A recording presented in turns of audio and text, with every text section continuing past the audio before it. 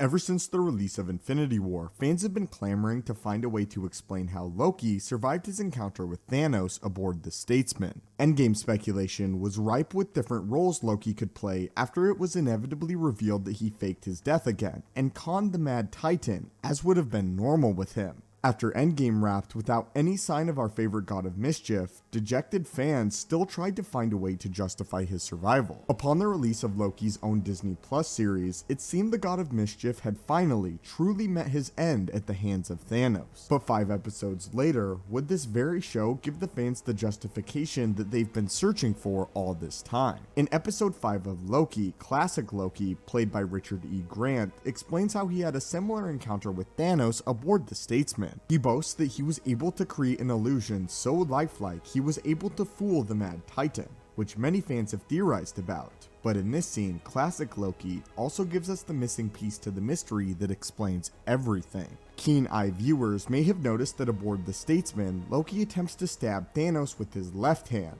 despite Loki being right-handed. The only other time we see Loki operating predominantly with his left hand is in Thor: The Dark World, when he is casting an illusion of himself to trick the Dark Elves. The fans have taken this to mean that Loki, who had had his neck broken by Thanos, was just an illusion. But until now, that speculation hasn't paid off, especially since this version of Loki has not resurfaced. Additionally, the file of his life ends with his death at the hands of Thanos in Infinity War. So how did Loki survive Infinity War? The simple answer is that he hasn't. Loki in the main MCU is dead again, at least for now, because he hasn't survived yet.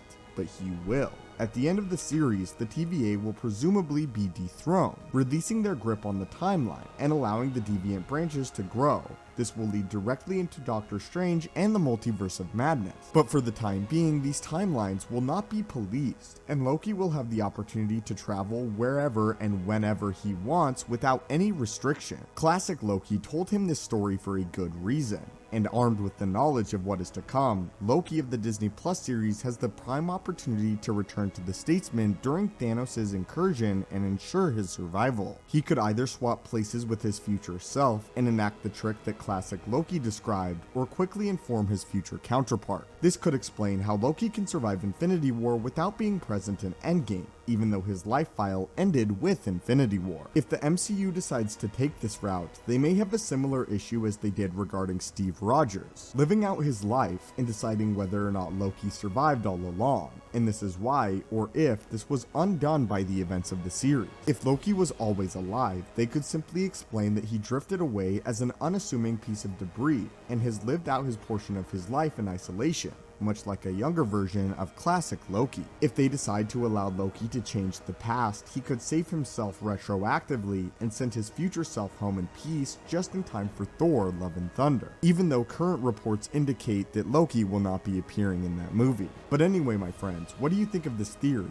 And do you think modern Loki should return? Or should we simply follow this new variant for the foreseeable future? I would love to hear your thoughts on this in the comments down below. As always, my friends, hit that subscribe button to assemble and join our team, and have a great day.